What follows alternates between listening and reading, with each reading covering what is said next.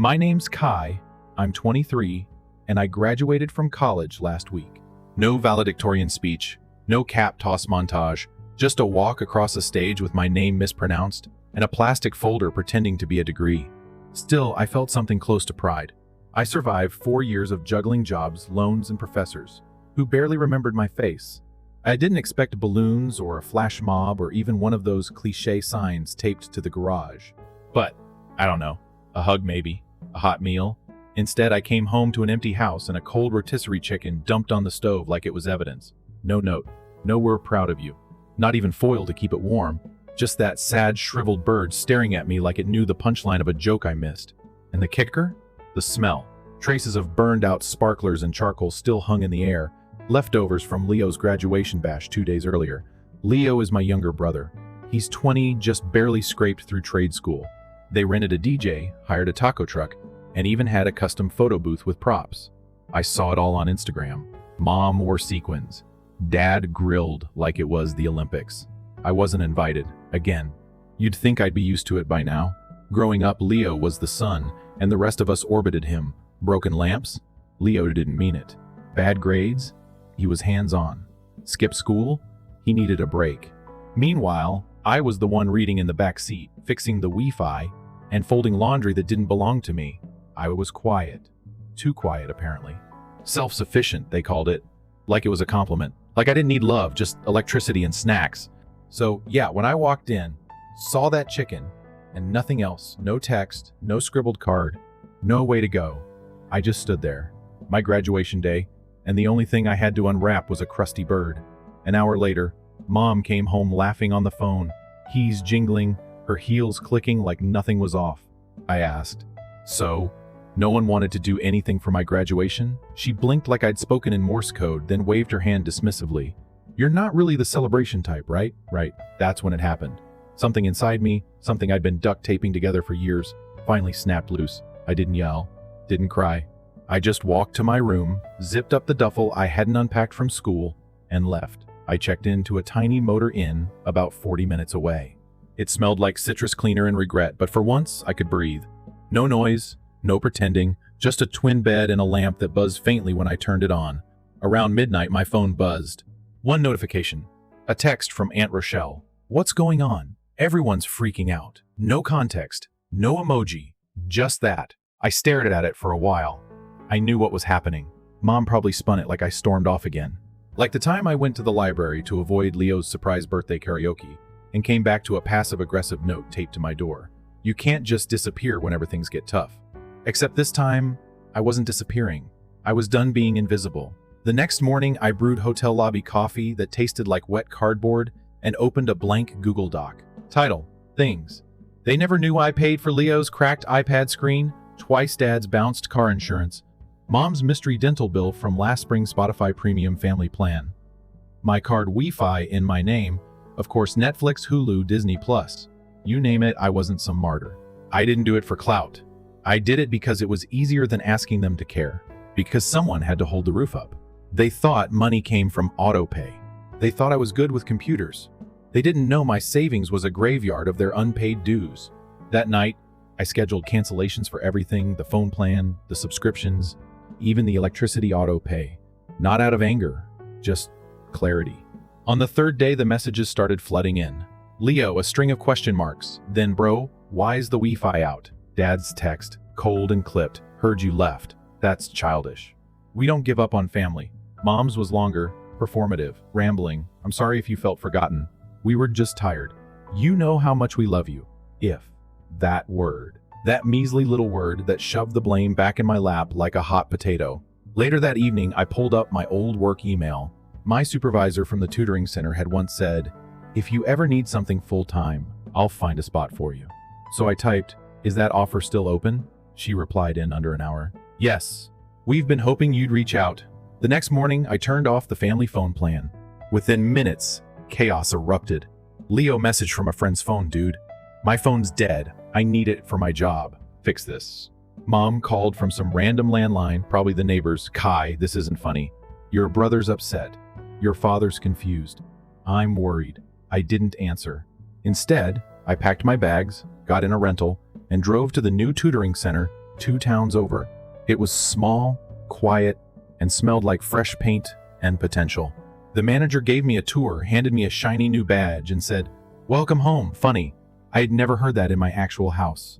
That night, back at the motel, I scrolled through the group chat. It was still active. "Leo, why is my gym playlist gone?" "Dad, this is getting out of hand." "Mom, we're just worried about you. Please stop being so dramatic." And then Rochelle again. So what exactly did we do? That one made me laugh. Not because it was funny, because it was textbook. Pretending ignorance so they never have to admit guilt. I didn't reply. I didn't owe them a syllabus on how to treat people like humans, but I did open a new file, exit plan, final, not because I was running, but because I was done staying stuck. I didn't sleep much that night. Even with the fresh start on the horizon, I felt this quiet, relentless buzz under my skin, like my body hadn't caught up with my decision yet. I kept checking my email, half expecting someone from my family to say something real. Not another vague guilt trip, not another half apology dressed as concern, just one honest sentence. But nothing came, not from Mom, not from Dad, not even from Leo, and I started to realize something I'd never let myself believe before. They weren't shocked that I left. They were shocked that I stopped coming back. The next morning, I signed the lease on a small studio above a bookstore. It wasn't fancy. It didn't have granite countertops or a balcony with a view, but it had light, big windows, a kitchen I didn't share with 6 other people, and more importantly, it had peace. I didn't need to flinch every time someone slammed a door or shouted down a hallway. I spent the rest of the day moving in. Nothing glamorous, just a mattress on the floor, a thrifted table, and a chipped mug that said "World's Okayest Human." I liked it. It felt honest. That night, I lit a candle and sat cross-legged on the floor with a takeout container of noodles, watching cars crawl by outside my window. And for the first time in years, I didn't feel like I was holding my breath. I felt still, steady. Then my phone buzzed again, one of the few things I hadn't powered off permanently. This time it wasn't Mom or Dad or even Leo. It was a message from the landlord of the house we grew up in, addressed to me. Subject line, urgent. Final notice. I opened it, heart already bracing. It was exactly what I thought it would be. Apparently, the last 2 months of rent had gone unpaid. The long-term lease was in danger of default. My parents, as it turned out, had no idea how much I'd been covering behind the scenes. For 2 years, I'd quietly made up the difference every time they fell short, justifying it to myself as temporary. I'd tell myself, just until Mom's side gig picks up, just until Dad's hours get steady again. But the truth is, I kept paying because I knew no one else would. And deep down, I didn't want to watch them sink. It's strange. Even when people hurt you, there's this part of you that wants to protect them from the consequences of their own behavior. But that part of me was finally quiet now. I didn't respond to the landlord. It wasn't my problem anymore. Within hours, the fallout hit. Leo texted me using someone else's phone again. "What the hell is going on? Did you stop paying the bills?" That was it. No hi, no context, just blame straight out of the gate. I didn't reply. An hour later, Dad left a voicemail. His voice was sharp, clipped, like he was trying to keep from yelling. "You're acting like a child. You don't just walk away from your family when things get hard." I almost laughed. Not because it was funny, but because he genuinely believed that they were the ones having a hard time. Like I hadn't been the one keeping the lights on. Like I hadn't gone without, so they could keep pretending everything was fine. And then came Mom's email. Subject line, "Talk to us." The body was long, rambling, full of emotional landmines. "We never meant to hurt you. You've always been so strong. I thought you didn't want a party." Every line was carefully worded to sound harmless, but they all had the same undertone. "You misunderstood. This is your fault for feeling too much." She ended it with, "Please talk to your brother. He's really struggling without you." That part got me, not because I missed him, but because I realized that to them, I was never just a person, I was a function, a fixer, a buffer, an extension cord they kept plugging into their broken lives. So I sat there in my new apartment, surrounded by boxes and silence, and I made a decision. I was going to build something that didn't need their approval. I reached out to the manager at the tutoring center and confirmed the job offer. She was ecstatic. Said she'd been holding the spot just in case I said yes. 2 days later, I was sitting in my own office, my name printed on a little plaque outside the door. I'd never seen my name displayed like that before. Not on a bedroom door, not on a trophy, not even on a birthday cake. But here, it felt earned. And every time I looked at it, I remembered that this version of me, the one who chose himself, was worth rooting for. I threw myself into the job. I mentored students, ran workshops, helped teens pass classes they'd given up on. And little by little, I felt something I hadn't felt in years. Useful. Not used useful. That difference matters. Meanwhile, the messages from my family kept coming. First came the guilt trips, then the emotional manipulation, and finally, the blame. You've changed. You're being cruel. You're punishing us for not being perfect. It was like they were spinning a wheel, hoping one strategy would make me come back, but nothing landed. Not anymore. Eventually, Aunt Rochelle texted again. They're not doing well. Your mom cries every day. Your dad's depressed. Just talk to them. I stared at the message for a long time. Then I typed back. I came home after graduating college to a cold chicken and an empty house. But yeah, I'm the one being dramatic. She didn't respond. 1 week passed. Then another. The messages slowed down. Maybe they realized I wasn't going to fold this time. Maybe they thought giving me space would make me crawl back. But I wasn't angry anymore. I wasn't plotting revenge. I wasn't waiting for an apology. I was just done explaining myself. Done earning love that should have been unconditional. One morning, I went down to the local cafe across the street from the tutoring center. The barista knew my name by now. She even remembered my order, oat milk latte, extra hot. She smiled like I belonged. I took my drink, walked to the park, and sat under a tree with a notebook. And for the first time in years, I didn't feel like I had to prove I existed. I didn't feel like I had to carry anyone to be worth keeping. That same afternoon, I got a letter, a real one, stamped and handwritten, from Leo. I opened it slowly, unsure of what I was about to read.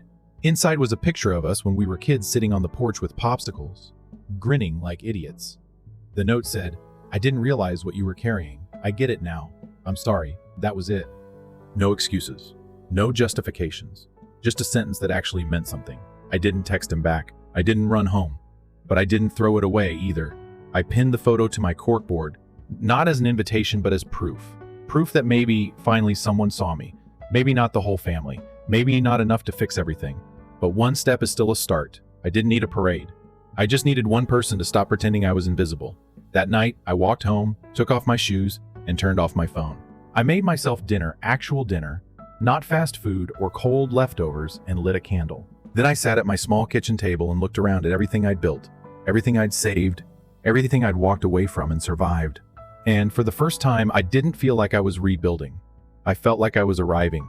It had been a little over a month since I left, and the silence from my family had finally settled into something that didn't sting as much. It just existed. Like background noise I'd gotten used to ignoring. I had my routine now: work at the tutoring center, late night walks by the river, weekend brunches with a coworker named Elise, who had this way of making you feel like you'd known her forever, even if it had only been 3 weeks. My life was quiet, not empty. Simple, not small. But then it happened.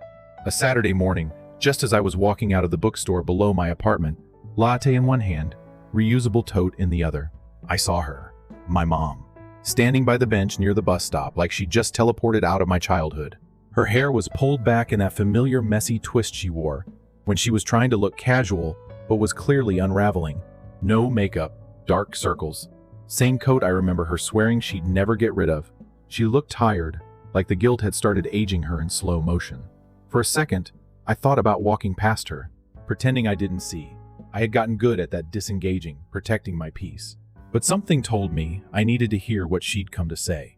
So I stopped a few feet away, not sitting, not smiling, just waiting. She looked up, surprised by how close I was, like she wasn't ready to actually face me even though she'd clearly come all this way.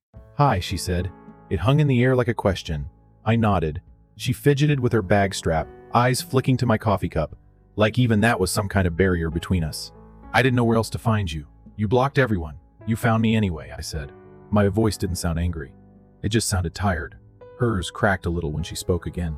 "I didn't come to fight. I need you to understand that we didn't mean to hurt you." I blinked. That line again. We didn't mean to.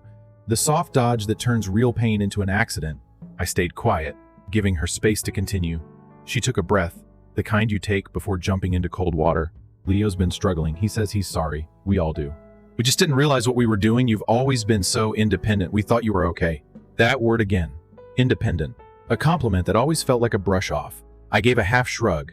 "You thought I was fine, so you made me invisible. That's not the same thing." Her face tightened. "That's not fair, isn't it?" I asked. "I graduated college with no one there, not even a meal. You threw Leo a backyard festival with drone footage. And when I walked in the door with my diploma, all I got was a cold chicken and a shrug." It wasn't on purpose, she insisted. You never asked for anything. And when I did, I raised my eyebrows. You told me I was starting drama, or being difficult, or that Leo needed it more. Every time. She opened her mouth, then closed it again. I could see the realization in her eyes. Not that she agreed, just that she didn't have a comeback. I didn't want to drag it out, so I said what I'd been carrying in my chest like a stone for years. I stopped showing up because I got tired of proving I was worth being noticed. I kept thinking if I did enough, gave enough, fixed enough, maybe someone would say thank you. Maybe someone would show up for me. But all I ever got was expectation without acknowledgement. Her eyes welled up then. And for a second, I wondered if this would finally be it, the real apology, the reckoning. But instead, she said something that almost made me laugh. We just didn't know you were keeping score. That was it. Not sorry. Not we failed you. Just a subtle accusation that I had the nerve to remember. I stepped back. It's not a scorecard, Mom. It's a pattern.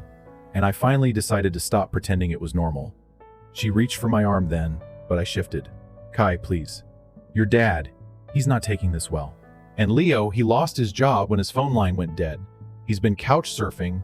We're just trying to hold it together. I let out a slow breath. You're not asking me to come home.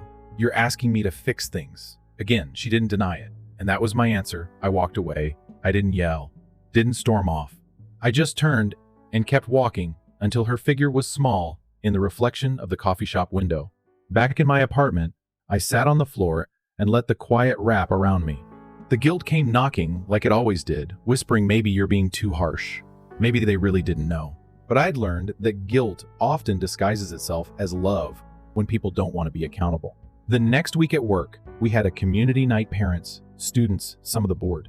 We set up tables with snacks and DIY science kits.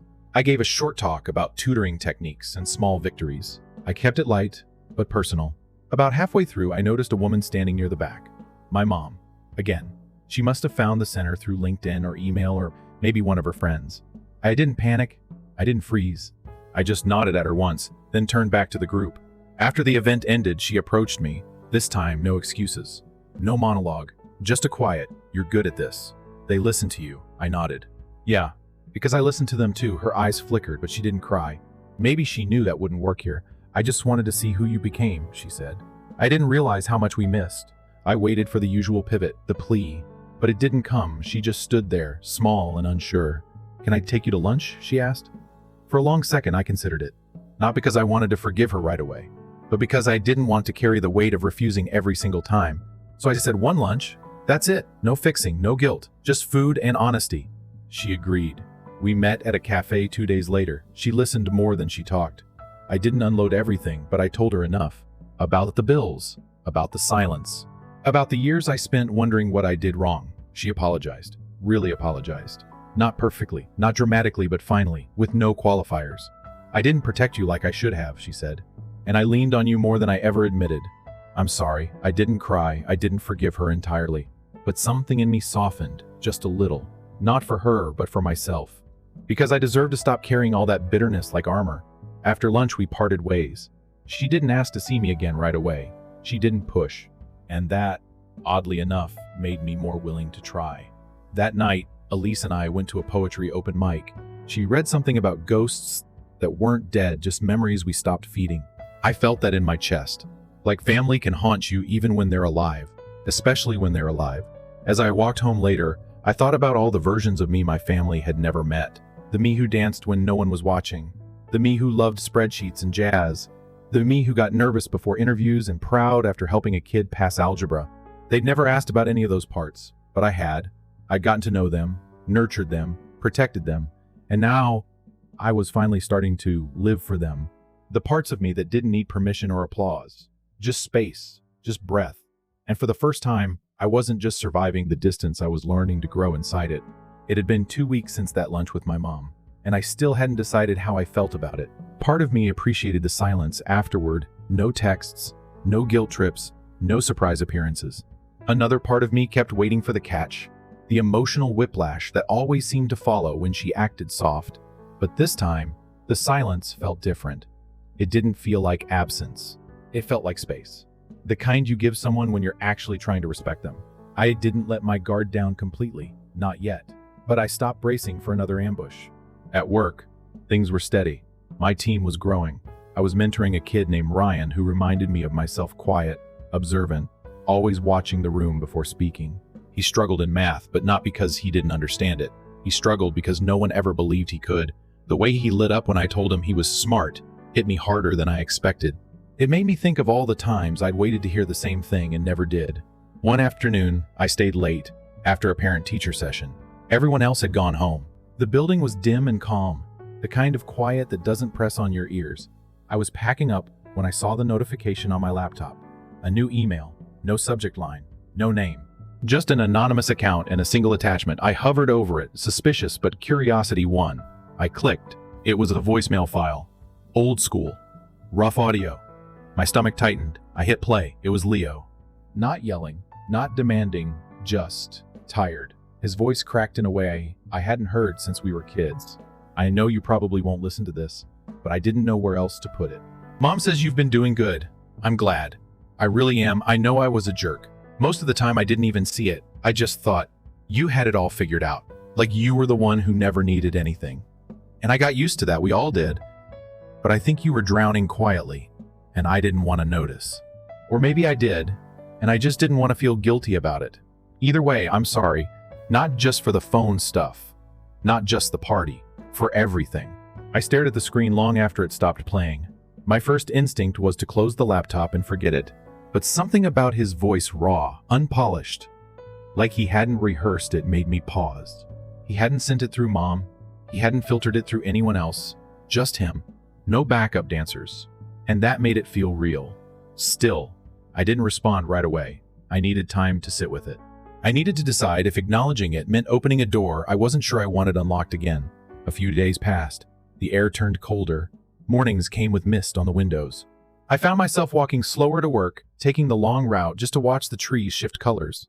It was during one of those walks that I saw Dad. He was standing outside the tutoring center, hands in his pockets, face drawn, hair grayer than I remembered. He looked smaller somehow, or maybe I had just gotten bigger. I didn't stop. I didn't even slow down. But he caught my eye and nodded once. Not a plea, not a command, just a gesture that said, I see you. It wasn't enough, but it was something. Later that day, Elise and I went to a local bookshop that hosted poetry readings once a month. I wasn't planning on reading anything, but she nudged me until I caved. So I stood up and read a piece I wrote about invisible labor, about the weight of being the strong one, the reliable one, the one who fixes everything quietly while everyone else gets the credit. When I looked up, I saw a few people nodding. One woman in the back wiped her eye, and that, somehow, hit harder than any applause could. Afterward, Elise squeezed my arm and said, they saw you. And I realized maybe that's all I ever really wanted. Not praise, not a parade, just to be seen clearly without having to burn myself out for it. That night, I sat in my apartment with the window cracked open, listening to the city breathe. I thought about Leo's voicemail again. Not just the words, but the voice, the hesitations. The way he said he was sorry like it actually cost him something. I pulled out my phone, hit record, and started speaking. No script, no edit. Hey, I got your message. Thanks for saying it. I don't know what happens next. I'm not ready to come home. And I don't know if I ever will be. But I heard you, and I believe you meant it. That's more than I expected, so thank you. I sent it to the same anonymous email. I didn't expect a reply. That wasn't the point. Sometimes the only way forward is letting go of the outcome and just saying what needs to be said.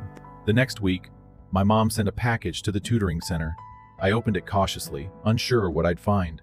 Inside was a box of old photos, me as a kid building Lego castles, reading under a blanket, presenting a science project no one remembered.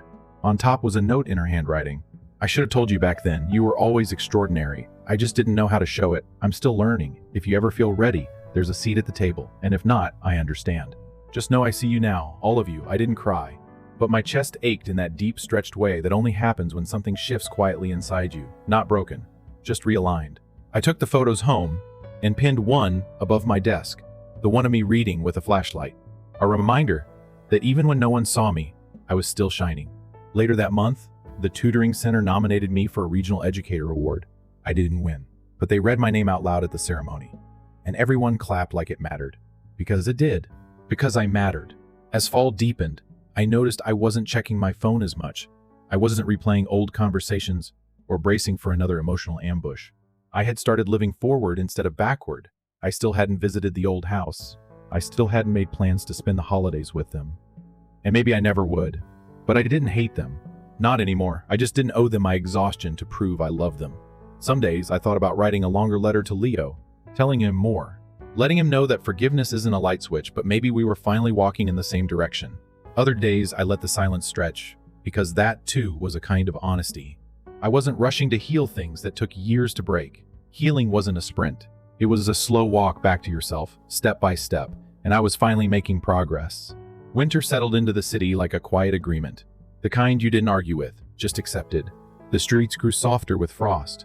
The wind sharper but less aggressive. I'd started layering up earlier, drinking my coffee slower, walking home a little faster once the sun ducked behind the buildings. Life had settled into something stable. Not perfect, but functional. I knew the routines, recognized the regulars at the bookstore, started keeping a small jar of wrapped candy on my desk at work. Little things. Markers that I was putting down roots even when I hadn't planned to. Then one Friday, just as I was locking up my office, Elise handed me an envelope. No stamp, no return address. Just my name on the front in my father's handwriting. I hadn't seen it in months, but I recognized the clean slant immediately. My first instinct was to set it aside, pretend it didn't exist. But I didn't. I stood by the coat rack and opened it carefully, like it might contain something that could fall apart in my hands. Inside was a single sheet of paper and a short message. Your mother is planning something. I know you may not want to come, but you should know, this time, it's about you. That was it. No date, no address, just a quiet invitation wrapped in uncertainty. I folded the paper back and slid it into my bag. I didn't mention it to anyone, not even Elise. I wanted to sit with it first. I needed to decide what kind of closure I actually wanted, or if I wanted any at all. That weekend, I went back to the river trail I used to walk when I first moved. The air was sharp, breath visible, footsteps muffled by fallen leaves. I sat on a bench and stared at the water until the chill reached my bones. I thought about all the versions of myself. I'd tried to be the good son, the smart one, the quiet provider, then the one who walked away, then the one who stayed away, and now maybe the one they wanted back, at least for a day. I wasn't sure which one felt real anymore. Monday came and went. No follow-up message, no pressure. But on Tuesday morning, a text from Leo came through, short and cautious. Mom's putting something together. She says, it's not a trap, says it's just a dinner. No surprises, just us. If you're up for it. I stared at it for a long time before typing back. Who's us? The reply came quick. Just immediate family. No speeches, no guests, no pressure. Just a meal. You don't even have to stay if it's weird. It sounded like him. No fluff, just the facts. I didn't say yes, not right away. I told him I'd think about it. Then I spent the next 2 days doing just that thinking, not spiraling, not rehearsing arguments. Just quietly weighing whether revisiting the table that never saved me was worth it. On Thursday night, I sat on my couch, plate of stir-fry in my lap, TV on mute, and stared at the invitation again. Not the letter. The moment. The fork in the road that had somehow found me even when I'd walked miles away from it. And in that stillness, I realized something important. I wasn't the same person who left. I wasn't desperate to be heard or validated anymore. I didn't need an apology to prove I was right. I didn't need a performance. But maybe, just maybe, I was curious enough to see what had changed, if anything. So I replied to Leo, I'll come, but I'm not promising anything beyond that.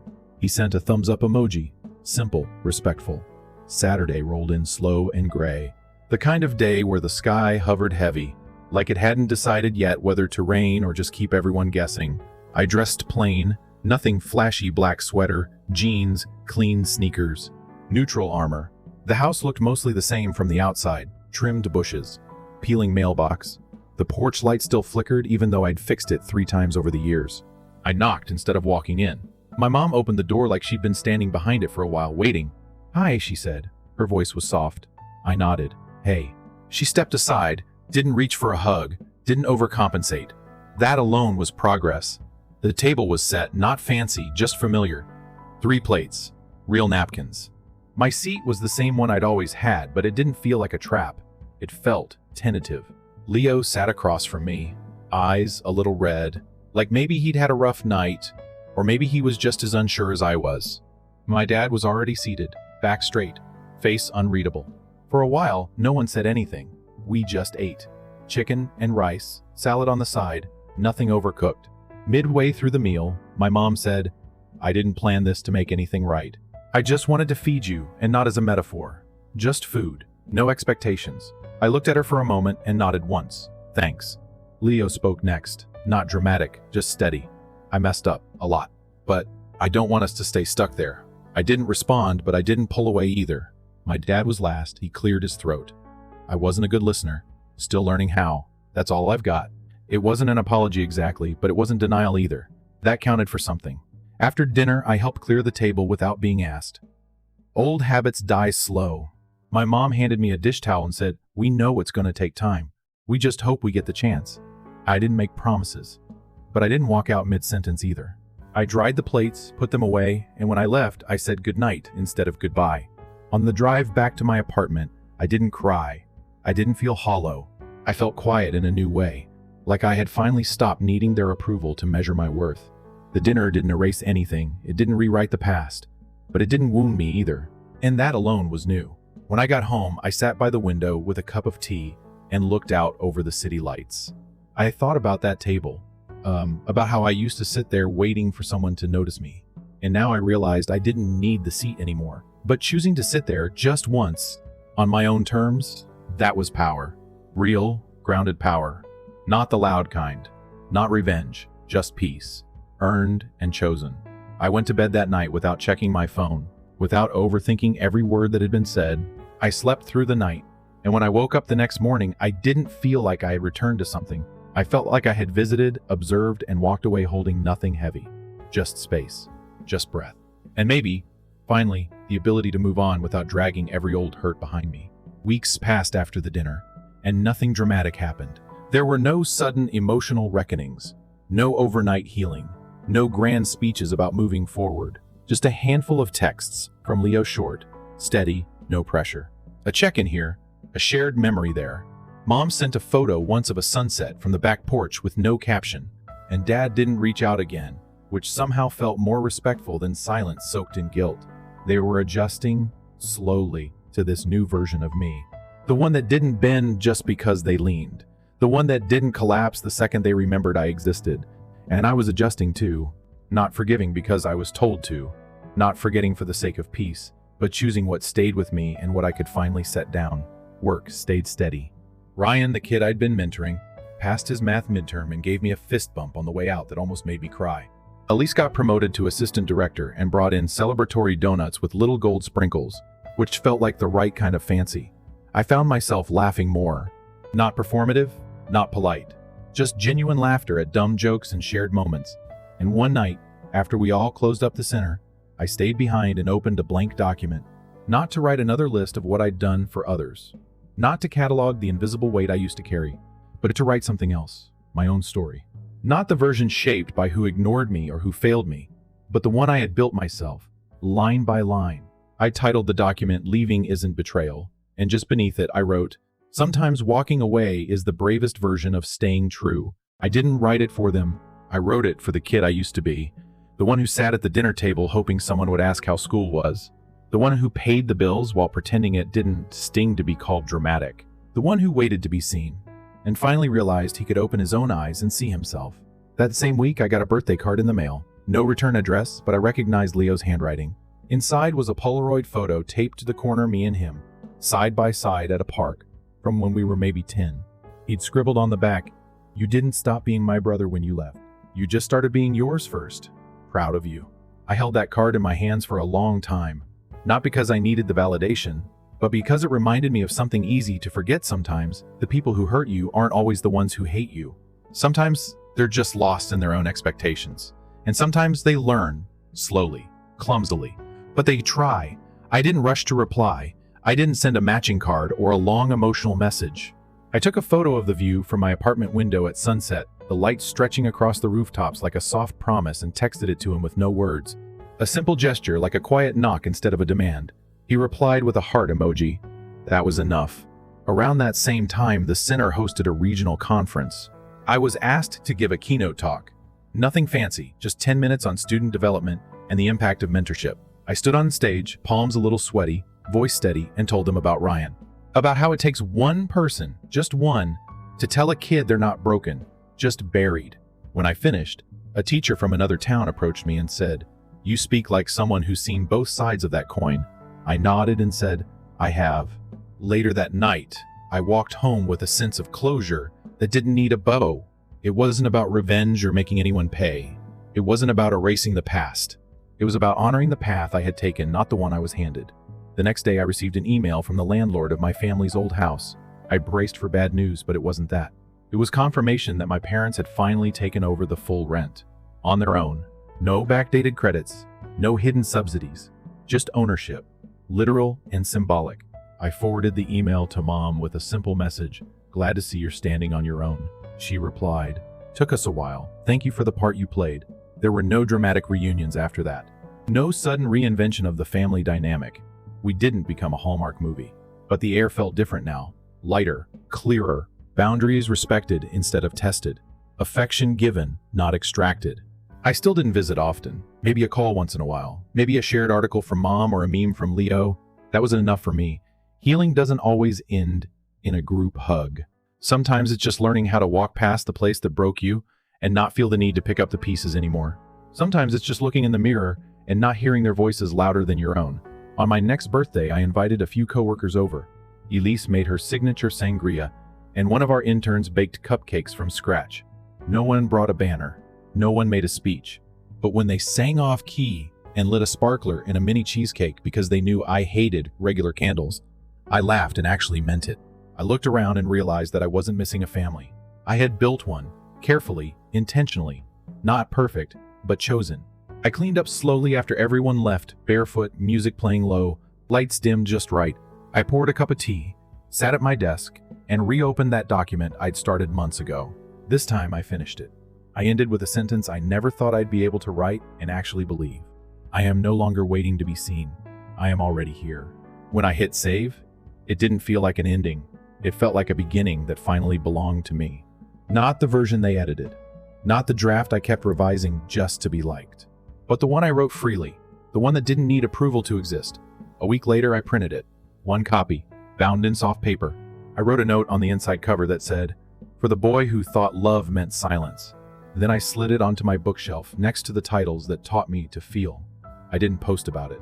Didn't tell anyone, because not every victory needs an audience. Some just need to be lived. And when I turned out the lights that night, I didn't feel unfinished. I felt whole. Story 2. Kevin is my name. Up until around 2 years ago, I was 27. I continued to have faith that my family would change their mind and view me as more than the easy scapegoat they had shaped me into. However, you can't expect people to change just because you want them to. The only thing left to do is to stop hoping and begin remembering who you are when they double down. I was the eldest of 3 children growing up. Then came the golden kid, Rachel, and the unintentional caboose, Eric, who was too young to have any influence on family affairs. It most likely appeared that we were near from the outside. Behind the scenes, I was supposed to clean up everyone's filth, even though there were family vacation pictures, kind Facebook remarks, and the typical digital facade. I spent all of my money to assist Rachel, keep it a secret so she wouldn't lose her internship after she smashed her car while she was a college student. I covertly paid the power bill after Mom failed to pay it for 3 consecutive months, blaming it on Eric's video game playing. Thank you, but no. You're only meant to give your family a vague well and a head tilt, right? For years, I continued to do it. Every favor, each and every dime, every bit of emotional work. One did it without resistance. I believed that if I continued to show up, they could eventually perceive me as someone of whom they might be proud. Last November, that illusion was destroyed. It was supposed to be a typical afternoon. Brandon, Rachel's longtime partner, just proposed to Rachel. He always seemed to me to be one of those innocuously uninteresting sorts, although we weren't close. He shouted stuff like killer spread misses while wearing both shoes to Thanksgiving. You see?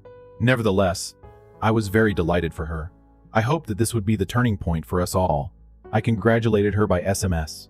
I offered to assist in any way I could, and as a wedding present, I even offered to pay for their honeymoon.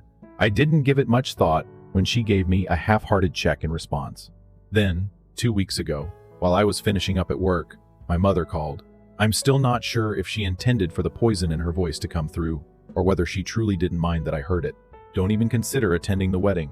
Before I could say hi, she snapped. We won't allow you to spoil Rachel's day, which she deserves to have the best possible start. For a moment, I remained silent as I tried to understand what she was saying. I had no intention of giving a speech or doing anything ostentatious. All I intended to do was come there, give appropriate claps, and perhaps give a few folks hugs. Destroy it? How? Slowly, I asked. When she tried to hide something unpleasant, she always employed that sickly sweet tone in her voice. Kevin, the part has never really fit you. I assume you are aware of it. You constantly dress as though you're attending a bad job interview. It's also unsettling the way you loiter around it. You're not welcome in the pictures, Rachel. To be honest, I agree with her when she asks me to inform you. For a moment, I was unable to breathe. My ears seemed to be ringing. Over the years, I had gone above and above for them, all the work to be helpful. I was now being informed that I didn't even merit a seat at the wedding, and that, by merely being there, I had somehow damaged their idyllic little family image. In the distance, I could hear Rachel chuckling dismissively, as if this whole situation were an inside joke. But let him know he may send a present. She yelled. He is still capable of that. I didn't speak louder, I didn't shout or stand up for myself. I simply grinned. I used to offer my employer the same smile when he attempted to dump his job on me. The one who claims you don't know what I'm gonna do. Yes, I replied in a casual tone. I get it. Without saying another word, she hung up. In 5 seconds, I reverted the $4,200 transfer back into my pocket by opening my laptop and logging into the joint account I had created for the honeymoon present. I sent my mother a text message with a little caption after taking a screenshot of the reversal. I don't want to do any damage. I know she saw it, but she didn't respond.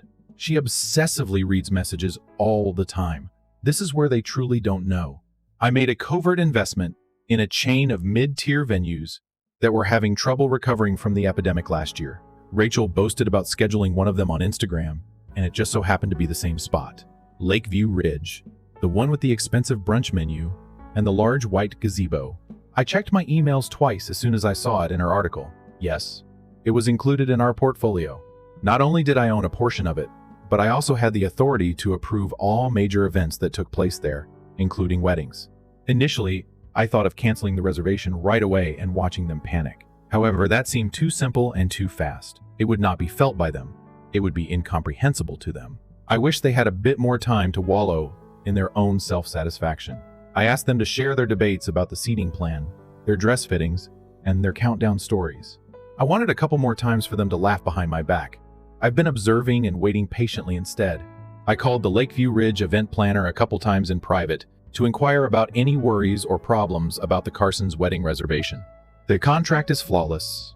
I can assure you of that, with the exception of one little provision tucked away in the fine print. 10 days before to the event, full payment is needed. Otherwise, the reservation is deemed forfeited rather than postponed. Not delayed, refused. 12 days remain till the wedding. Furthermore, no last payment has been made as of this morning. There was nothing I needed to accomplish yet.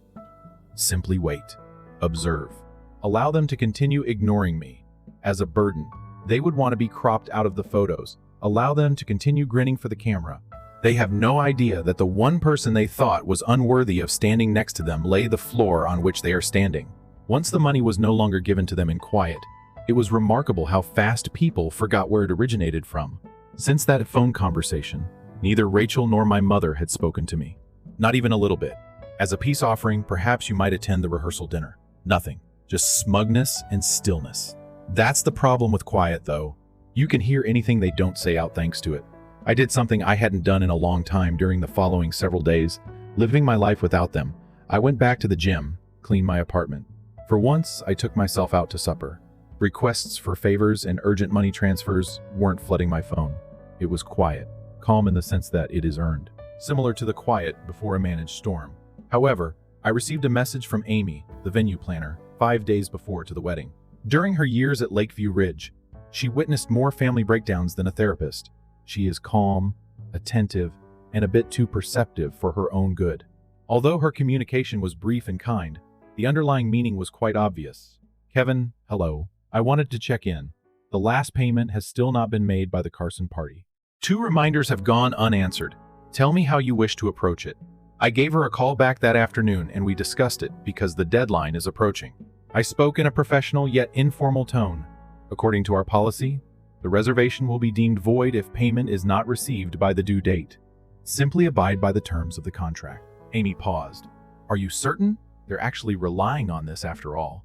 There is discussion of releasing doves during the vows, and there are about 15 vendors planned to perform a live string quartet.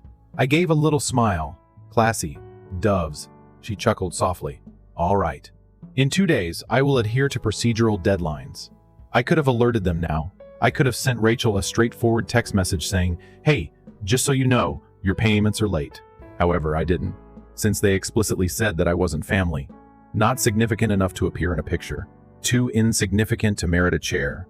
Not much more than a walking wallet. At that point, I made the decision not to become involved. I was going to let the inevitable fallout from their negligence take care of everything. I took the day off work and treated myself to a nice breakfast on the morning of the deadline. Eggs, coffee, bacon that is extra crispy. Around lunchtime, I checked my email. Nothing at all. No money. Not a message. Hail Mary, no. We forgot. Oh God. Radio silence. At 7:18 p.m. that evening, Amy entered the reservation as canceled in our system. I didn't recognize the number that called me. I let the voicemail go. 30 seconds later, one more call. The same figure. At last, I picked up. Hello, is this Kevin? It's Teresa. Rachel's wedding is being planned by me. I almost burst out laughing. It was, of course. Yes, I replied in a neutral tone. We're merely attempting to resolve a small venue issue. I am aware that the final payment was unsuccessful due to a system malfunction of some sort. We wanted to make sure everything is still on schedule for Saturday, even if it's likely an issue with our account. I reclined in my chair and looked up at the ceiling. There is no system fault. Last night, the payment deadline passed. The reservation is now open, quiet. Her breathing and the muted sound of an argument in the background were audible to me. Then she spoke again, anxious and thin.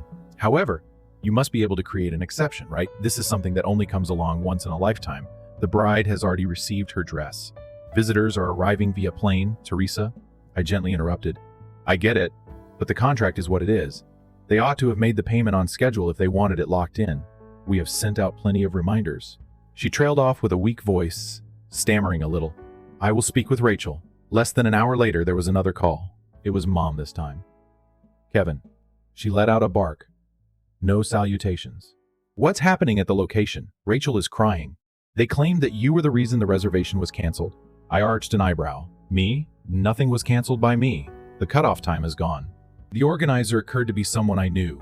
You knew, yet you remained silent. You allowed this to occur. I allowed what transpired. Do you mean I didn't cover for your error once more? A little stillness fell. Her voice then became icy. Is your hatred of your sister truly so great? No. I spoke clearly and slowly.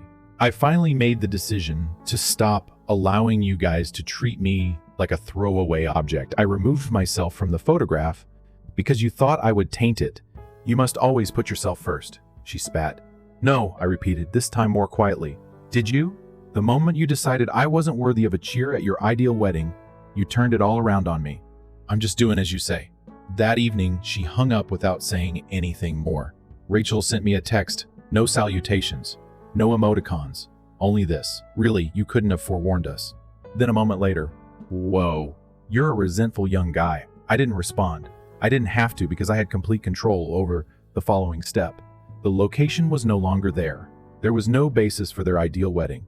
They were still unaware of how far down this rabbit hole was, and vendors were leaving while many remained in cages. Because I was sitting on a little secret as they were frantically trying to find a last-minute venue. The worst, they believed, had already occurred. They were unaware that I was not finished yet. Not even close. I woke up the next morning to 3 missed calls and a dozen fresh texts. 1 from Brandon, 2 from Rachel. The texts varied from guilt trips that were barely disguised. Kevin, this is still family. Regardless of the fate of outright insults. It's unbelievable how petty you are. You would ruin the wedding of your own sister. I went through them all. Coffee. Went through without responding. They were unaware of the full extent of it. You see, Rachel and Brandon had been promoting their wedding like it was a royal occasion for the last year. Engagement pictures in the manner of magazines. A personalized webpage including a countdown. 4 gentle champagne hues make up the color scheme. The venue was the complete brand, not simply a lovely setting. Every one of their posts on the internet included Lakeview Ridge as the background, their board on Pinterest. There was even a watercolor drawing of a gazebo on the RSVP envelopes. They constructed their carefully constructed dream using borrowed funds and the kindness of others, including me. They hadn't disclosed to anyone that I was covering the honeymoon expenses. They accepted the cash, grinned for Instagram, and pretended that Brandon had simply made it up. The worst thing? They made me proud. The ugly brother obviously didn't match the idea, even though I really wanted them to start off beautifully. And now the clock was running out, 4 days remained. They were frantically looking for a new location, and I was familiar with the inside workings of that process. At so short notice, nothing good was available, certainly not one that could hold the amount of visitors they were anticipating. Everything would need to be redone, including their ceremony setup and floral arrangements, even if they managed to find a backup. What's the actual kicker? They boasted about the unique deal they secured at Lakeview Ridge for months. They were unaware that I had instructed Amy, the organizer, to give them that rate. Without the embarrassment, I wanted to give it as a gift. That pricing was gone now that the reservation was null and invalid. Even if they were able to reschedule, it would cost them twice as much if we allowed them to return. That afternoon, I received another call, this one from Brandon. Kevin, hello. Listen, I wanted to make things clear, even though I know there has been some tension. Man to man. I remained silent and allowed him to twist. He cleared his throat. Look, this wedding has really upset Rachel. She finds great meaning in it to us both. I'm confident we can come up with a solution. As if you're connected at the location. We could return to Brandon if you pull a few strings. Calmly, I asked if you were aware that I was covering the cost of your honeymoon. He remained silent for a moment. What? The honeymoon? You two posted about a resort package that included a private chef and a villa. I was that person. $4,200. 2 months ago, I sent it. Yes, I was unaware of that. You didn't, of course. Your fiancé didn't want you to, so I said. I'd ruined the pictures, she said, that I was not welcome there. Thus, I reclaimed the honeymoon. And you want me to intervene and save the wedding now? One more pause. When he realized he hadn't completed the homework, I pictured him sitting there and looking at the wall like a child. I'm not attempting to pick a side. His voice became quieter as he spoke. However, I don't think you realize how anxious Rachel is. It's her day. It nearly made me chuckle. Oh, I see. I simply don't give a damn anymore. Click. Amy sent me an email 3 hours later with an update on Carson's in the subject line. I took it open. To put it briefly, Rachel had contacted the venue in tears, saying that the cancellation had caught her off guard and that it was unjust and very unethical. She insisted on having a direct conversation with the owner. Amy inquired if I would like a personal response. Not yet, I informed her. Instead, I did something better. I logged into the venue's website backend and added a small update to their homepage. Please note Lakeview Ridge is proud to host a private corporate event on April 27th. No wedding bookings will be honored on this date. That was their wedding day. I didn't use their names. I didn't have to. Anyone looking for a last-minute rebooking would see it. Every other venue in the neighborhood would believe we were booked solid. I had just gently switched out the lights on every backup plan they had that night. My aunt messaged me and Claire texted, "Hi, honey. Can we talk?" Rachel is inconsolable. Your mother is inconsolable. I looked at it for a long time, I said. I'd spoil her picture, she said. That was taken seriously by me. I was left on read by her. The group conversation exploded the following morning. Not theirs. Screenshots were sent to me by my cousin. I know that my mother was upset and blamed Mercury in retrograde, Amy and myself. She went on a tirade about how she went out of her way to include me and how this wasn't how family treated one another. Rachel added a brilliant comment. Since high school, he has been envious. I was always aware that he would somehow make it about his jealousy. That word struck like a silk-wrapped fist and slap. What is the object of jealousy? The well-chosen spotlight. Fake praises and whispered betrayals were her constant companions. I had worked silently as they posed for photos, building all I possessed. I provided without expecting praise. It seems that I was resentful that I had not allowed them to burn me alive again. So I decided. I told Amy to reply right away after forwarding everything to her. Informed them that after considering the circumstances, the owner rejected the rebooking request. Then I grabbed the phone and called someone else. Carter, a buddy of mine, has a posh catering business in the heart of town. I owed him a favor. I requested a small item from him for Saturday, not much, just a little business luncheon, 10 individuals. The same day, at the same moment, same location. He chuckled. Would you like me to reserve the venue for their wedding day? Don't just reserve it. I requested pictures, Instagram, the process. Mark the location, the occasion. Make it appear to be the year's greatest catered event. He remained silent for a moment. Is this what you're doing, Kevin? I grinned. I won't attend the wedding since they requested me not to. However, that didn't mean I wouldn't make an impression. The fresh air that brides long for arrived on Saturday. No clouds to be seen. With the lake at Lakeview Ridge, still reflecting like glass and soft sunshine filtered through early spring leaves, The white gazebo shone against a background of blossoming cherry trees. It was lovely, ideal, and completely different from what Rachel had anticipated. I wanted to enjoy every moment, so I got up early that morning rather than because I had to.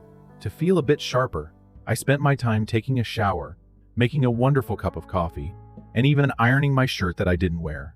After that, I saw the mayhem develop in real time, while sitting at the window with my phone in hand. Rachel's college roommate, a distant relative, posted the first post, a bewildered selfie taken in her car. Is the location closed? I just arrived, and the gate is unanswered. Let me know whether I'm the only one who didn't receive a notification about the cancellation. I sat down, reloaded the computer, and watched the bridesmaids in full makeup standing with their arms crossed outside the gate that was shut, the guys in rented tuxedos walking next to parked cars, and a flower girl dozing off in someone's back seat with her tiara falling off. No one had been informed. One hadn't anticipated that section. I assumed my mother or Rachel would have repaired the harm, send out a bulk text at the very least. However, they were so certain that everything would be okay. Of course, I would intervene at the last minute to save them without even alerting their visitors. The entitlement became paralyzing. The post that made me laugh aloud then appeared. Today, Lakeview Ridge is throwing a lovely luncheon by the lake for a special team. To celebrate major victories, nothing beats a little sunshine, fresh air, and delicious cuisine. Hashtag a private gathering. Hashtag is fully booked. Hashtag luxury for businesses. There is a champagne pyramid in the background, 3 long tables covered with white crystal glasses, and servers wearing black vests. Rachel's unique floral arch, which was used for our luncheon's dessert bar, was barely noticeable yet memorable. Carter's crew reversed the sign she had painted, "Forever Starts Here," by an Etsy artisan, and lettered it to read, "Success starts here." I would have loved to see her face at noon. Amy gave me a call. I picked it up right away. "Kevin," she murmured, hardly holding back her laughter, "the side fence is being attempted to be climbed by our guests." I chuckled. "Tell me that's a joke, please." "Not at all. Inside, one of the groom's guys claims to know someone. I informed them that security has been alerted and that the property is under private reservation. The doves are brought by them." "Yes, indeed. Crate and 2 handlers. They appear to be rather perplexed as they sit on the curb." I laughed once more. This time, more slowly. "Amy, you've been incredible." "Really? For this, I owe you a great deal." She said, "You owe me nothing. I haven't worked a better Saturday shift in years than this one." The inevitable happened at 2:41 p.m. My mother called. I let it to ring. Then my aunt, Brandon, Rachel, and finally myself. I didn't respond to any of them. Rather, I clicked on the group text that I was still in without speaking, despite the fact that they penned just 2 sentences and ceased tagging me months ago. "You're welcome." I then ended the conversation. My younger brother Eric, the only family member who had ever regarded me like a real person, called me that evening. The wedding was not attended by him. The day after I took out the honeymoon monies, he gave me a call. "If they're going to pretend you don't exist, say so. I'm not trying to make them seem like saints." He remained silent out of deference. However, it was clear from his voice that he had had enough. He didn't say much. "Eric, I noticed the posts. I am at a loss for words. But you have my admiration. It was necessary to humble them. Tomorrow I'll give you a call." And I felt it for once. Not only relief, not just pride, finalization. Because this is the problem. Individuals like Rachel, similar to my mom, their universe is based on appearances, seating charts, dress fits, perceptions, and the stories they will share over a drink in 5 years. I provided them more than simply a wedding gone wrong. It was a broken delusion. Her clothing was so beautiful that no one would ever recall. They would recall spending 2 hours in high heels outside a secured location. The doves that never flew would be in their memory. While the wedding guests stood in the parking lot, a business team was fed brunch. The queries were murmured. How come they didn't pay? Did they not have assistance? After a while, someone might bring up the possibility that Rachel wasn't the victim. Perhaps the sibling she attempted to silence had just had enough. My mother arrived at my door 2 days later. She didn't knock. She beat. After a minute of waiting, I carefully opened it. She seemed worn out. She had creases around her eyes where her mascara had faded. Her tone remained strong despite her bent stance and crumpled coat. "Do you believe you have proven anything?" she inquired. "No," I responded coolly. "I am certain that I did. Your sister was embarrassed by you. She caught my attention for a long time. I was humiliated by her. For years you did too. You simply assumed I would continue to take it. That I would always arrive, tidy up, and be silent. No more." She took a step forward as if to argue. as if she had planned a speech. I didn't allow her any room, though. I purchased the space. The honeymoon was paid for by me. When no one else stood by this family, I did. You were brought up with an eye for aesthetics. Thus, you were able to raise her this time. She was shaking as she stood there. She said nothing else, though. You can see that I'm not upset, I concluded. I am at liberty. Nothing on a registry would be a nicer present than that. I then closed the door. After a month, there were 2. They didn't get back to me. I now go out to eat twice a week with Eric. We discussed work regarding life. At times, we even chuckled over the year's biggest wedding fiasco. People who had attended the event had sent me a few subtle messages congratulating me, but they didn't exactly explain what they were congratulating me on. And it was sufficient. A procession wasn't necessary for me. I didn't require a time in the spotlight. I was at ease. I was in charge. I also had a family that I picked, rather than one that attempted to exclude me from their ideal, for the first time in years. I then took the frame and set it on fire. Story 3. Adam is my name. I recently received my medical degree last month, and I'm 28 years old. No, I was at the top of my class. As I stood there in my gown and hat holding my diploma, I should have felt like I was on top of the world. Instead, I was staring out at the VIP seats I had booked for my family. 12 cushioned seats with name cards in gold letters. All I could see were vacant chairs. None of them appeared, nor my younger sister nor my mother, and not my stepfather. Not even my aunt, Kathy, who vowed fervently that she would not miss it. It's funny how everything ended up becoming a Bahamas Carnival cruise. Allow me to explain. I was not raised in a household that values academic achievement. You were either trying too hard or making everyone else feel stupid if you brought home consecutive A's. That was the mindset. Nobody likes to show off, my mother used to remark. Adam, I had a flawless report card when I got home. Mr. Smarty Pants, all right. Do you now believe that you are superior than us? When I mentioned my desire to become a doctor in the future. It wasn't just her either. I used to joke with my stepdad Gary, who I swear to pride myself on being the loudest person in any room with the least amount of conversation. Any man who is incapable of changing his own oil is not someone I trust. He considered medicine to be book stuff. Additionally, books were meant for those who couldn't cope with the actual world. I didn't care though. I was obstinate. As if my life depended on it, I studied. I didn't anticipate a grand entrance or anything when I was accepted to medical school on a scholarship. However, I did believe that they may be proud. Rather, my mother questioned me why I didn't follow in the footsteps of her friend's daughter and become a nurse. It's shorter. Do you continue to wear scrubs? I tried, though. I continued to invite them to significant events over the years, including as the match day residency, clerkship, coat ceremony, and interviews. Flights were either excessively costly or the same each time. That week, we have a lot going on. Or you are aware of Gary's feelings toward large cities. After a time, I stopped pressing. My younger sister, the only person who didn't appear completely jaded, would sometimes give me the thumbs up or radio silence when I gave updates through the family group chat. Graduation, however, was meant to be different. It was more than just me. It was the result. 8 years of relentless work.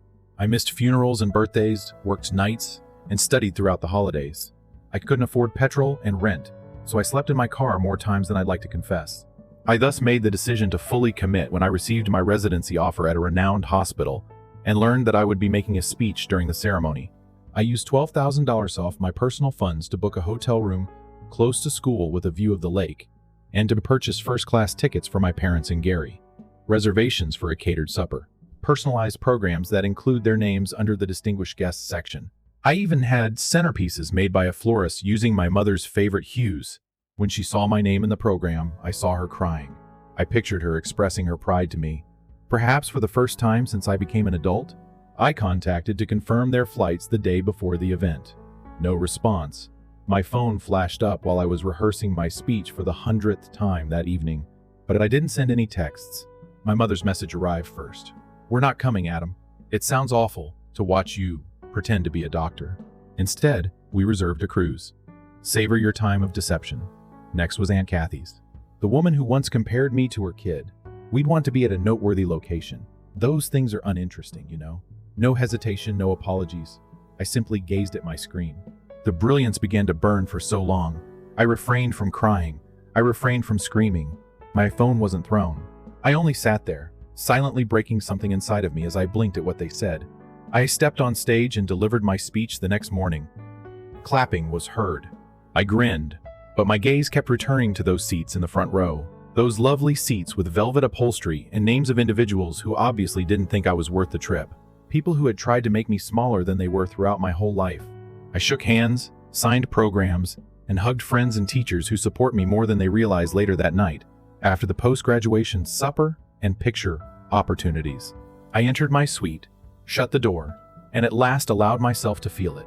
Not only was I hurt, but I also felt betrayed, humiliated, and ached, knowing that I had given my family this amazing time for free. They also tossed it into the sea. The texts were not answered by me.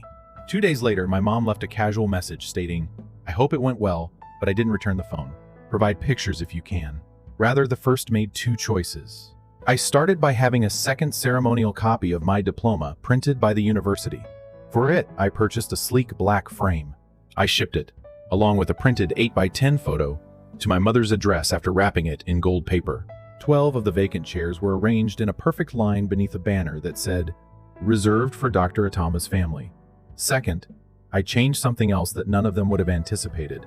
However, I will address it, because my phone began vibrating frantically approximately 3 hours after that gift arrived at my mom's place.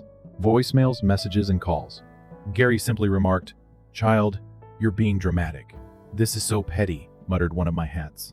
However, it was my mother's voicemail, the one in which she was crying so much that her words were stifled. I paused at it. "Please, Adam," she pleaded. "I had no idea that would cause you such pain. I assumed you were aware that we were only kidding. Give me a call, please. Please." I didn't hear the entire voicemail. Around the midway point, when she stated that we didn't believe it would matter that much, I stopped, and it was sufficient. I learned everything I needed to know in that one sentence, which was so naive and horribly contemptuous. They were still unable to grasp it. They didn't. I didn't give her a call back. None of them got a response from me.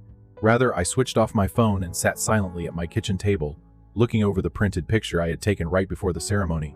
It showed 12 empty chairs in a perfect row, with their names still like a punchline glued to the backrest. I opened my laptop at that point, signed into my bank account, and began making adjustments. You see, part of the reason I was able to purchase first-class tickets for them all, at the very least, it was due to a small bequest that my grandmother had given me. I was in my second year of medical school when she passed away. She wasn't rich. Not by much, but when I reached 18, Mom handed me $60,000 in a joint account that was added to my name.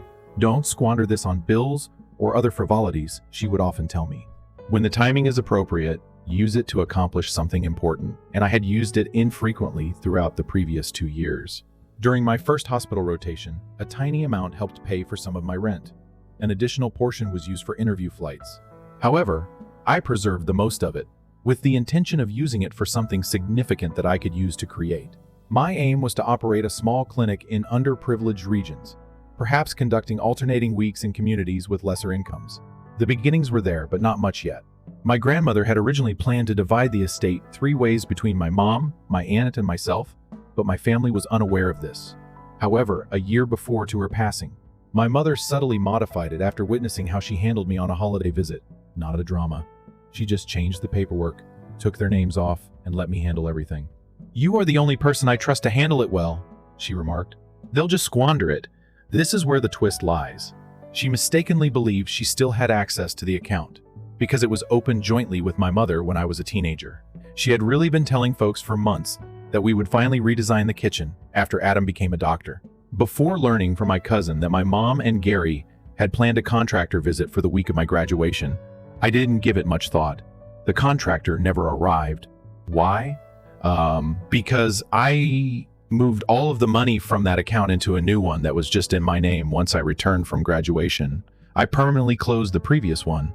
I then gave some of the remaining funds to the clinic I intend to work at in the future just for peace of mind. I sent them a message along with my graduation picture and name. I reasoned that I should at least utilize the aftermath to aid someone else who needed a win, even if I couldn't convince my family to celebrate my accomplishment. It was not long before the phone calls resumed. They weren't merely depressed this time, they were upset. Enraged, the first person to phone me shouting was even Gary. "Your mother told you that. Since you were a child, her name has been on it. The family was supposed to get that money." I didn't flinch at all. I responded, "You're correct. The family was the intended recipient. I assume, however, that you valued a cruise over the family member who made it possible." Then Click entered Kathy's room. Her voice was harsh with incredulity when she left a voicemail. Are you aware of what you have done? Your mom is inconsolable. That wasn't the portion we thought it was. They all said it again and again. We didn't consider. That's right. They failed to think. Not about what it was like to be alone myself at my life's most significant event. Not about the hundreds of dollars I spent to make an occasion memorable, only to have them laugh it off as if I were a child dressing up. The years I spent earning it, and the pride I should have felt for the little kid myself, who still longed to hear someone say, "We're proud of you," were not taken into consideration. Rather, I heard quiet, then derision, then entitlement encased disappointment. Therefore, no, I didn't feel bad about closing the door. I didn't regret giving the diploma and the picture of their seats, but I also didn't regret changing the beneficiary on all of my accounts, legal documents, and medical records as the third and last action I took. Contacts for emergencies, the entire transaction. I gave another name. My best buddy Marcus, who came across the country, bought his own outfit and showed up to graduation with a poster that read, "Proud of my brother, Dr. Adama," sat up with me during test nights, and conducted practice interviews with me on his days off. The evening following the wedding, I gave him a sealed package and took him out to supper. A copy of the legal documents was within. He gave it a blink. "What is this?" I grinned. "I'm selecting my biological family." You remained silent, just held the envelope while sitting silently. He had some red in his eyes. My mother continued to call throughout the interim, her voice breaking, simultaneously angry and heartbroken. She left one final message. "Do you believe that having money elevates you above us? You believe your origins are erased by your modest degree. Adam, we're still your family, regardless of how far you run." However, she was mistaken. Blood is not family. Who raises you isn't the issue. It's who supports you when you're at your lowest. When you finally have anything to show for it, it's who gives the biggest applause. Most importantly, it's who stays visible while the spotlight is on you. They vanish. So I took a step forward. 2 weeks after graduation, it was a Thursday night when the knock was heard. I had just returned from a meeting for residency orientation. The stethoscope hung around my neck like a statement I no longer needed to make, and I was still wearing my white coat. For the first time in what seemed like months, my apartment was peaceful and smelled of the takeaway I had just unpacked. In fact, I was hoping for a quiet evening by myself. And then there was a knock, not too loud, not in a desperate situation. Simply exude confidence, as if the person on the opposing side believed they were entitled to be there. My mother was standing there when I partially opened the door. Her cheeks were red from the anger or the wind, and her hair was blown in all directions, most likely both. Gary stood clumsily on the landing behind her, arms folded, eyes darting around the hall as if security might suddenly burst through the door. I felt sick to my stomach, but I remained motionless. I remained silent. For a brief moment, it seemed as though my mother didn't recognize me when she blinked at me. Perhaps it was the coat, the silence, or the fact that I took my time opening the door, broader than I once was. She cleared her throat back when I was still trying to win her approval. "Can we enter, Adam?" I cocked my head. "Why?" It appeared as though the question itself had offended her. "Because we must speak face to face and in private." I moved into the doorway and completely blocked it. "At graduation 2 weeks ago, we had the opportunity to do that." Gary snorted. "Come on, man. Are you still holding on to that? It's not like we didn't congratulate you." "No," I responded coolly. "You ridiculed me, then prioritized a Caribbean buffet over showing up for your own son." My mother's eyes flared. "That's not fair. You didn't even give us time to explain." I arched an eyebrow. "You sent me a text that said, 'Watching you pretend to be a doctor sounds painful.' What exactly was I supposed to wait for? The punchline?" Gary stepped forward, then his voice rising. "You're being petty. That money wasn't yours to touch. There it is," I muttered, almost smiling. "This isn't about showing up. It's about the inheritance." My mom's lips tightened. "We thought we could use some of it for the remodel. Your grandma would have wanted the family to enjoy it together." "You mean like she enjoyed being iced out by you after she got sick?"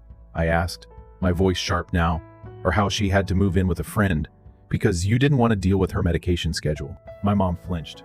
She hadn't expected that. But I wasn't finished. She changed the will because she saw what I didn't.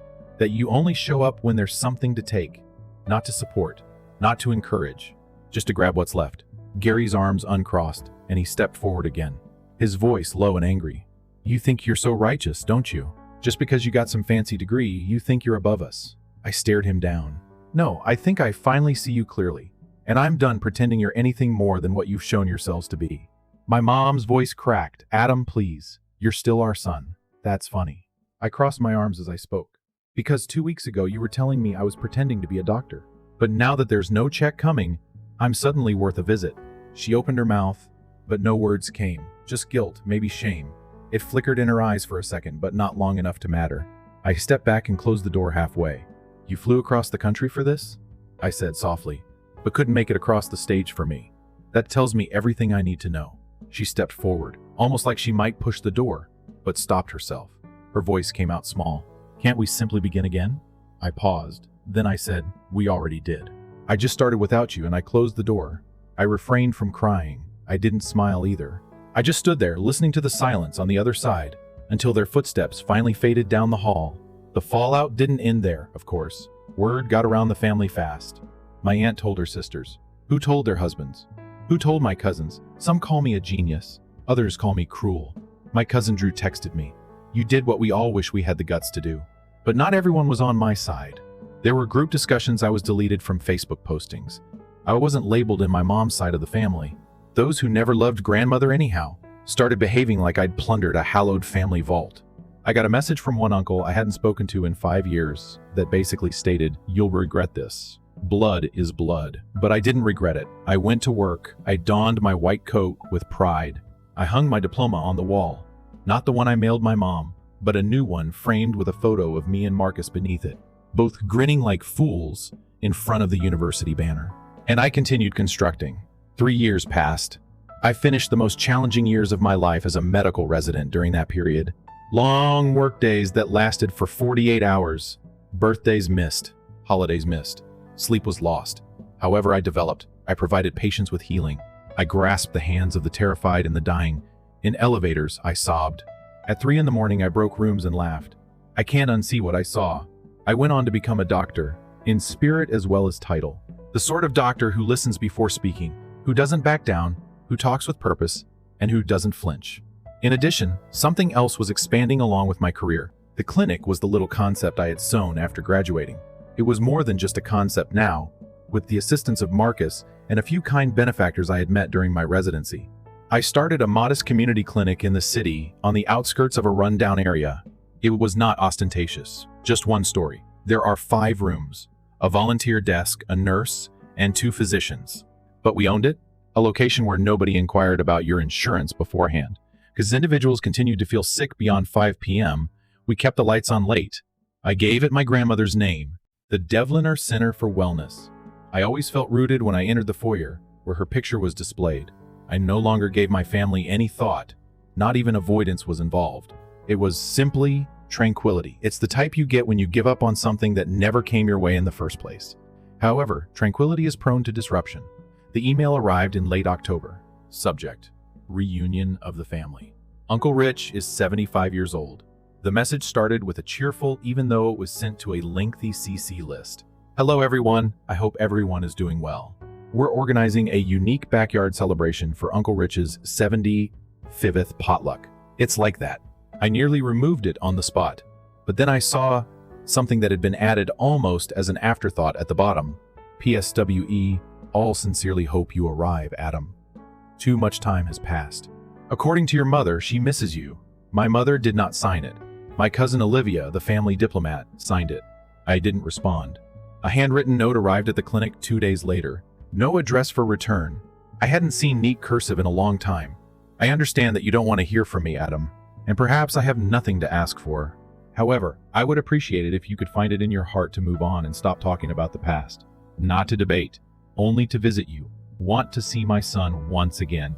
I've evolved. I promise. Even if it's late, I'm still your mom. Mom, love. Twice, she emphasized love. I spent a lot of time staring at that word. I folded the letter after that, put it in a drawer after slipping it back inside the envelope. It was more than a year since I had opened. The one from graduation where I saved the picture of the empty seats. I ignored the picture. I simply shut the drawer once again and left. I'm not really sure why. Perhaps out of curiosity, or the want to at last shut a door correctly.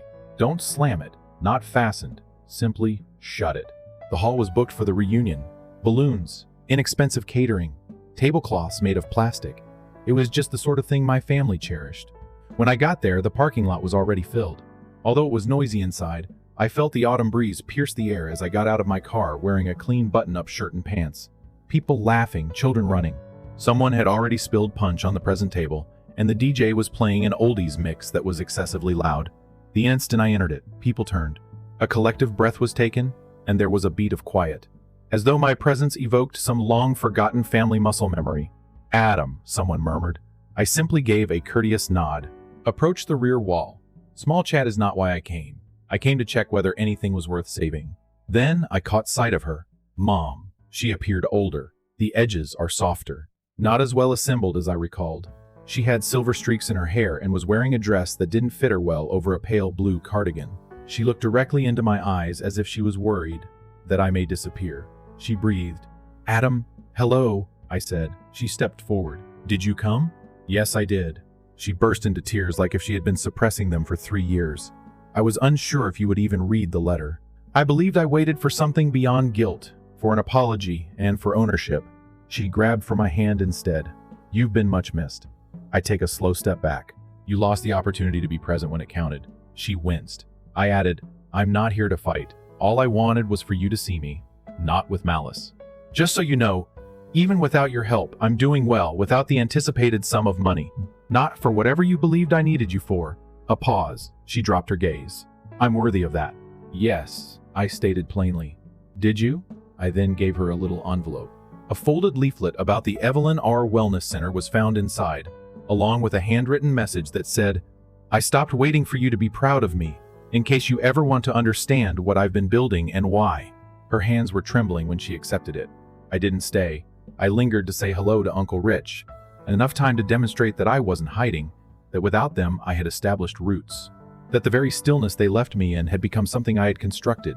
On my way back to my vehicle, behind me, someone yelled out. Marcus was the one.